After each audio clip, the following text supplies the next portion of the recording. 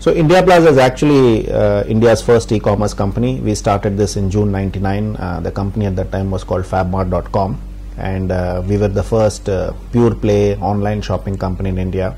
Unfortunately, in April 2000 there was a big dot-com bust. So obviously after that things became very challenging. It was hard to continue the business.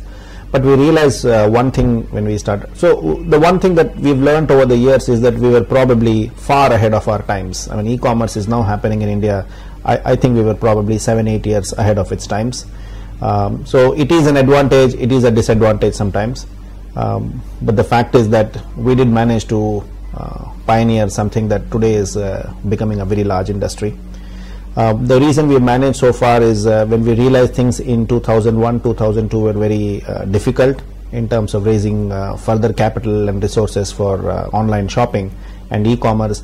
We actually changed the company from FabMart to FabMall. We had an online shopping venture. We also had an offline grocery chain of stores. The offline chain of stores were called FabMall. In December 2006, that got acquired by the Aditya Birla Group. The stores are now called More. Since then, we actually changed the name of the company to Indiaplaza, and we've been continuing the online shopping business. But the same online shopping business that we started in '99 has changed names but has continued, and today it is a leading destination for online shoppers in India. One of the reasons we managed to conserve and not spend too much of capital is we realized that this is a long marathon. E-commerce in India is not about running 100-meter dash, so we realized we had to conserve our energy and spend wisely. We've been receiving angel funding from the Indigo Monsoon Group, approximately $3 million. We did our first Series A funding in February 2011 from the IndoUS venture partners. So, but we've so far raised less than approximately $8 million over a 13-year period, which we think is gives an idea of how we managed to grow the business and organically without investing too much of advertising or marketing spend and without burning too much of cash.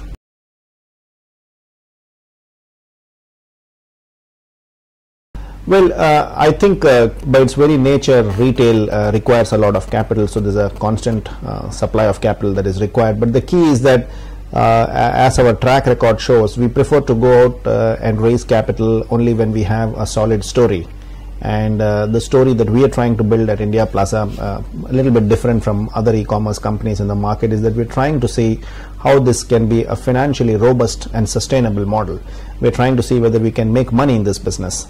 And we think we have a very solid story there. We're probably putting some more elements of the story together, which will take a few more months. So I suspect sometime in the middle of next year, later in the middle of 2012, maybe third quarter or something, is when we probably will start looking at raising the next round of funding. At this time, we are going to do nothing about funding for the next few months, certainly. We haven't decided. I think it's a function of our plan. It's a function of how quickly we want to attain scale and how quickly we want to break even, how quickly we want to be profitable. I think we need to put multiple elements in the mix before we can arrive at an amount as to what we need to raise. But I guess we probably, if I have to guess today, it will be a minimum of 5 and a maximum of 10. I guess somewhere between 5 and 10 is what I think is required.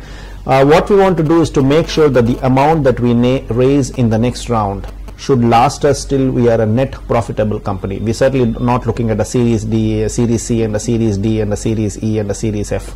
We want to close at Series B and make sure that it takes us to a profitable company.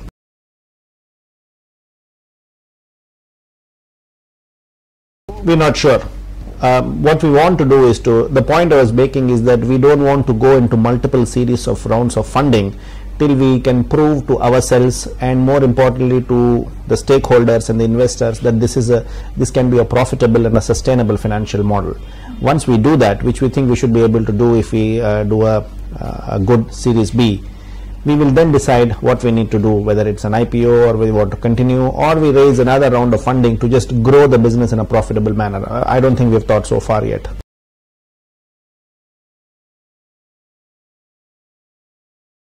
So if you look at the Indiaplaza model from day one, when we started, we were very clear that we are not focused on a single segment. We want to focus on online shopping. We don't want to focus on a segment. We started with music, we moved to books, and even today we probably have the best selection in India across any other company. We are there in every single category. What we've done so far is actually gone in a sense for breadth and not depth. But over the last year, we've actually built a lot of depth in electronics and books, which is always continue to be our strong categories. Over the next 6 to 9 months, you will see us building a significant depth in the lifestyle category. So that's the next focus area, because I think we've reached good scale in books, we've reached good scale in electronics. We want to build a similar selection. We want to offer similar experience in lifestyle and start building a scale there. So the focus over the next 6 months will be lifestyle categories. Lifestyle in our definition would be apparel, footwear, perfumes, cosmetics, accessories, stuff like that. Yes, and even children, actually not just men or women, but even children. One of the things that we've noticed is over the last 2 years, certainly the number of women shopping online on Indiaplaza has gone up significantly. I know in 2000, the shift between men and women was about 90-10. I think that number has changed significantly, and we're probably doing 70-30 now. It is perhaps a function of our categorization and increase in catalog and lifestyle categories, and it is also a function of the fact that there are more and more women now going online and transacting. So I think it's a mixture of both. Clearly that's going to be a focus area for us.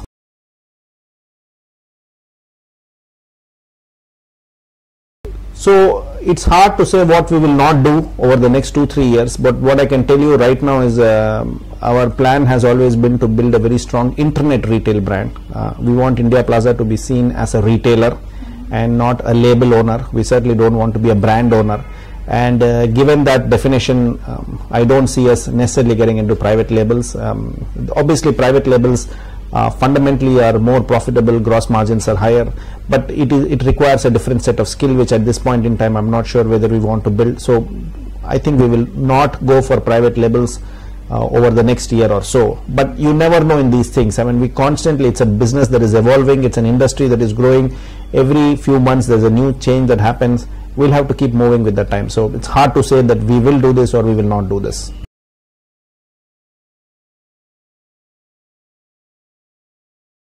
So I think consolidation is happening and will continue to happen. It will happen because any new growing industry will attract a whole lot of fresh entrepreneurs. It will attract fresh capital, fresh investors.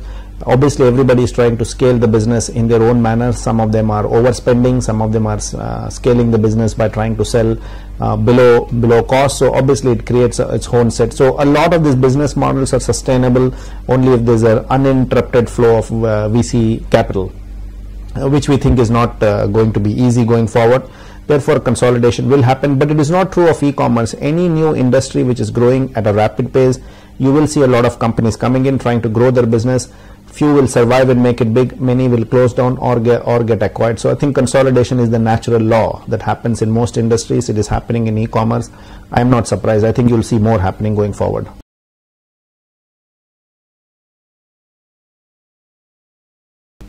So over the last 12 months, I can give you from say beginning of 2011 to say beginning of 2012. If you take the last 12 months, our traffic has actually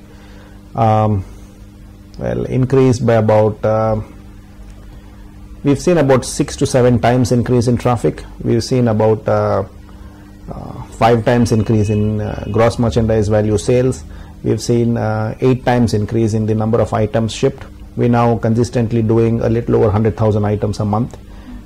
We think going forward in the next 12 months, we are targeting to see whether we could do somewhere between 2.5 million shipments within India. So fairly significant growth. Those are much higher than the industry growth. 100,000 items a month, so it's comfortably over between 3,000 and 4,000 a day we're doing. So 100,000 items a month is what we are easily clocking now. That's the daily rate.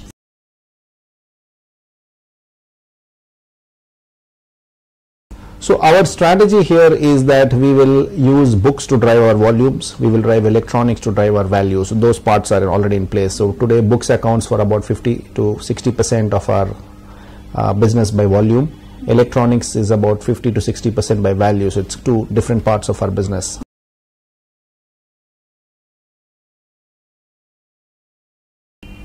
Yes, so competition is there and there are many new companies that are coming out. Some of them have obviously gained a good traction. But to me, and at Indiaplaza, we are very clear that our competition is not an online store. I think I remember discussing this 13 years back. People have asked us, who is your competition?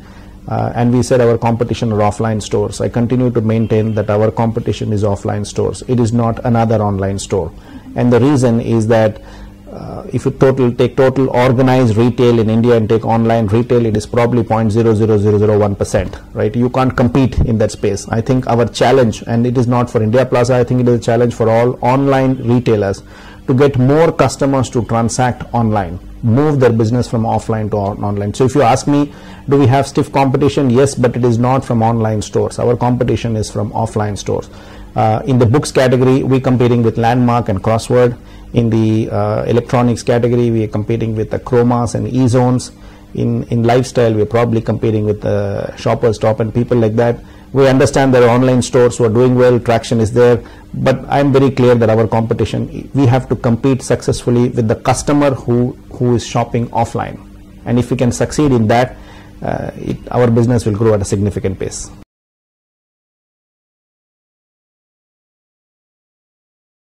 So that, to me, that is a big challenge. People ask me, what is it that keeps me awake at night? What is it that I'm terrified of? And I'm terrified of offline retailers going online successfully. Fortunately, I think online retailing is a difficult business. It's a hard business. Over the last 10-12 years, we have seen many offline retailers in India sporadically opening their websites, putting up the inventory, creating a nice attractive website and thinking that now business will happen online. It doesn't happen online, right? Customers are not so easy to acquire online. So right now, I think we know that they will continue to make attempts, they will continue to grow. And to me, the real tipping point of e-commerce in India is when offline retailers successfully go online. Right now, they're not going successfully online, they're simply going online. We have nothing to worry about. But I have a feeling that sooner rather than later, eventually they will figure out what makes the online business work, and that's when I think our real competition will start. So I think we still have 3-4 years to build our business solidly before we see successful implementation of online retailers by Indian offline retailers. I think we are about 3-4 years away.